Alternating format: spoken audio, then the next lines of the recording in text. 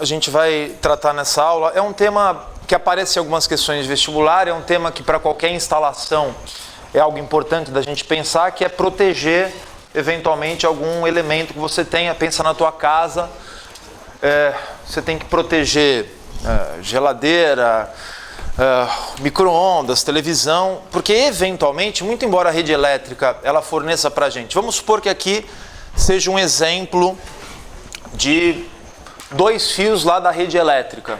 Em geral, quando a gente instala os equipamentos na nossa casa, a gente escolhe 2 fios que a diferença de potencial deles é 110 volts. Mas isso não significa que durante todo o tempo os 2 potenciais elétricos têm diferença 110 volts. Eventualmente pode acontecer alguma coisa em que momentaneamente, por um curto intervalo de tempo, esse potencial aumenta, essa diferença de potencial fica maior. E isso, imagina num circuito resistivo, não precisa ser só num circuito resistivo, mas imagina nesse caso. Se você aumenta a DDP, aumenta a intensidade da corrente. Se a gente aumenta a intensidade da corrente, aumenta o efeito Joule, né? Quer dizer, o equipamento esquenta mais. E como ele esquenta mais, eventualmente ele pode se danificar. Então, o que a gente coloca nas instalações são alguns elementos de proteção. Eu vou tratar, especialmente nessa aula, de um elemento chamado fusível. Já ouviram falar no termo fusível? Já? Então, fusível é um elemento que a gente coloca em série com quem a gente quer proteger. Por que a gente coloca em série um fusível com quem a gente quer proteger? Porque eles ficam sujeitos à mesma corrente. Lembra que a associação em série é aquela que 2 elementos ficam com um único caminho condutor e, portanto, uma única corrente. Porque a gente pensa o seguinte, no caso de existir uma sobrecarga, quem é sacrificado é o fusível, não a sua televisão, não a sua geladeira, não o seu micro-ondas. Então, vamos pensar o seguinte, como é que a gente pode, então, dimensionar um fusível para que ele permita um funcionamento regular desse dispositivo e ele evite essa sobrecarga? É isso, tá? Evitar sobrecarga.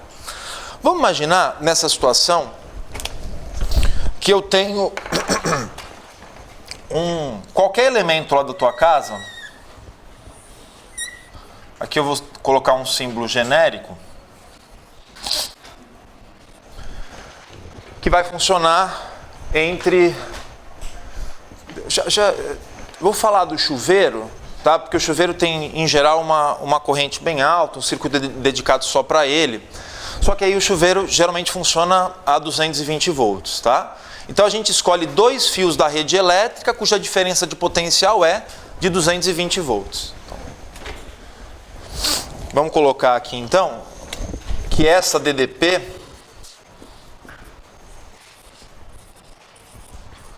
é de 220 volts.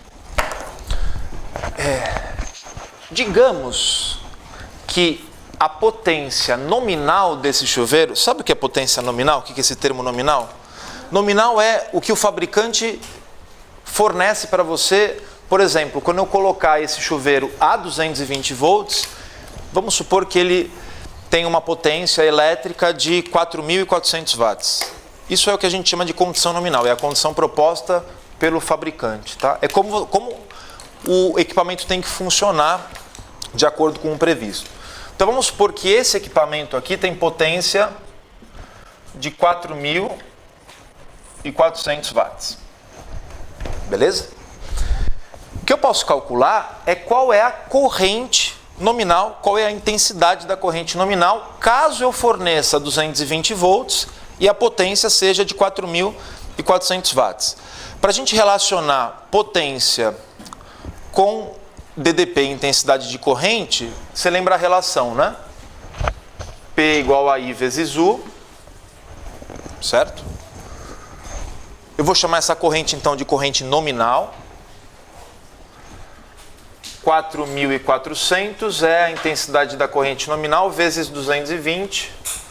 Claro que eu escolhi aqui um número interessante para o cálculo ficar simples. Então, significa que para que esse chuveiro funcione nas condições esperadas, ele deve formar uma corrente de 20 amperes. Então pensa, eu vou colocar um elemento não para proteger o funcionamento na condição nominal, porque 20 amperes era o que o fabricante queria que acontecesse. 20 amperes é o ideal para o funcionamento desse chuveiro. O que eu tenho que proteger? Se eventualmente a DDP fornecida para ele sofra algum aumento, né? Sofra alguma variação. Se diminuir não tem problema, né? Mas se aumentar é o risco. Geralmente, aí depende muito do equipamento que a gente está tratando, mas se a gente estivesse fazendo um exercício, né, tem exercício que é dimensionamento de fusível. Aliás, o Enem tem uma habilidade exclusiva de dimensionamento de circuitos elétricos. Então, eventualmente, pode ser o exercício de dimensionamento de um fusível para proteger esse chuveiro.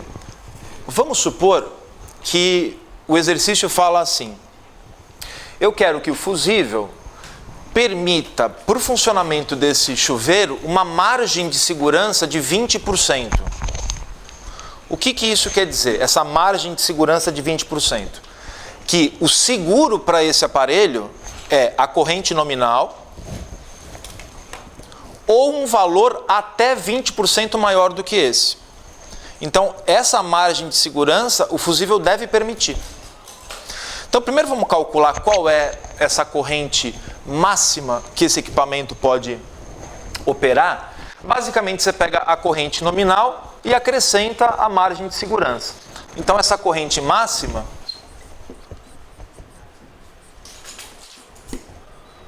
seria a nominal.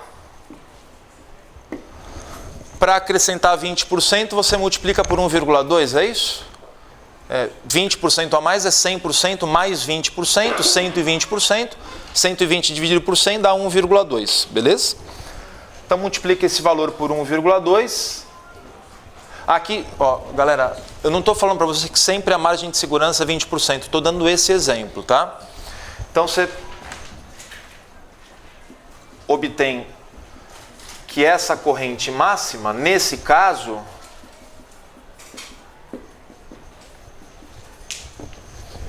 é de 24 amperes. Tudo bem? Agora vamos lá. Vou na loja comprar o fusível para colocar em série com esse chuveiro. Todo mundo entendeu por que tem que ser em série, certo? É série porque o que tem que acontecer? Se a corrente no chuveiro for maior do que 24 amperes pela margem de segurança, esse chuveiro pode queimar. Então tem que colocar um elemento em série com ele para que fique sujeito à mesma corrente formada. E aí, se a corrente formar no fusível maior do que 24, o fusível rompe. Se eu colocar em outro lugar, ele não vai proteger o chuveiro. É sempre em série com quem você quer proteger. Bom, aí você chega na loja para comprar o fusível e não tem a opção do fusível de 24 amperes, né? Imagina que só tem lá na loja um fusível de, sei lá, 15 amperes, 20 amperes e 25 amperes e 30 amperes. Vamos pensar que essas são as opções, tá? Também não vai ter fusível para qualquer valor de corrente que você queira. Os valores são meio fixos, né, para comercializar. Qual desses você vai escolher? Veja, você pode escolher o de 20 amperes? Calma lá. O chuveiro não tem que funcionar com 20 amperes? Então, se você colocar um fusível de 20 amperes em série com o chuveiro na condição nominal, vai romper no momento que esse chuveiro ligar. Você entende? O chuveiro não precisa romper na condição nominal, ele precisa romper na condição de segurança. Então eu não posso escolher nenhum fusível que tenha uma corrente de rompimento menor do que esse valor que a gente estabeleceu. Mas se por exemplo tiver 24,5 amperes, vai queimar o chuveiro? Eu entendo, mas a gente também nessa margem de segurança não é um valor tão exato, entendeu, Giovanni? Quer dizer, eventualmente se tiver, eu calculei ali 24 amperes, mas o fabricante não vai colocar um valor tão justo assim, né? Na verdade é um pouquinho mais do que isso. Porque o que eu não posso é o seguinte, que essa corrente atinja 100 amperes, entende?